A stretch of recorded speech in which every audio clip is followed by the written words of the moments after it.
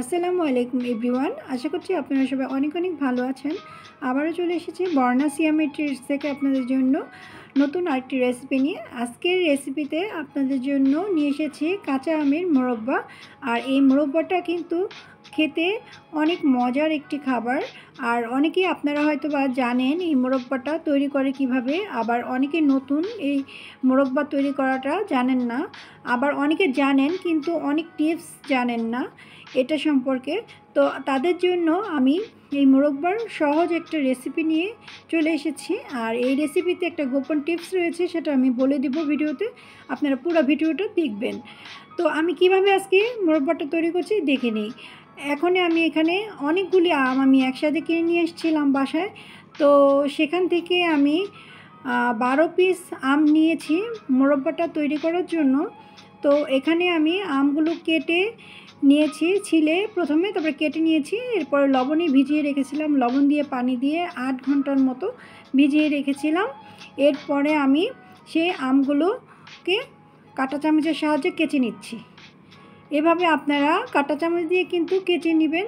কেচে নিলে চিনিটা খুব সুন্দরভাবে ভিতরে ঢুকে যায়। তো এই যে দেখুন, আমি প্রত্যেকটা কিন্তু আম এভাবে কেচে নিয়েছি।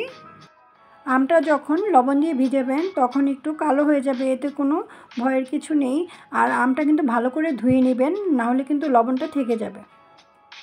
এখন আমি সেই কেচে নেওয়া আমগুলো 24 পিস এখানে রয়েছে।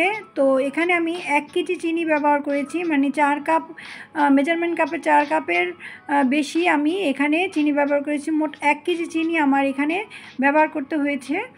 তো এখন এই চিনিটা দিয়ে আর এলাচ দারচিনি দিয়ে আমি ভালো করে মেশাবো। 8 টুকরো এলাচ 8 টুকরো দারচিনি আমি এখানে দিয়ে দিলাম। এখন ভালো করে মিক্সড করে নিব। আর কিছুক্ষণ রেখে দিলে এখান থেকে পানি উঠে যাবে, সেই পানি দিয়ে জাল দিবেন। এখানে কিন্তু আর অন্য কোনো পানি ব্যবহার করা যাবে না।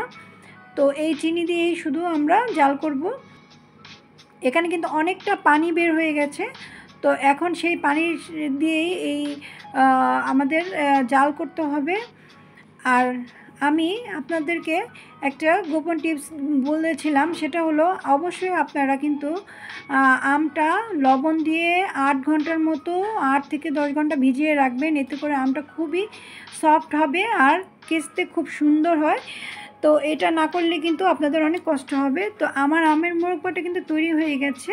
তো এভাবেই আপনারা তৈরি করে নেবেন। যখন আমটা একদম ঘন হয়ে যাবে শিরাটা, তখন নামিয়ে নেবেন।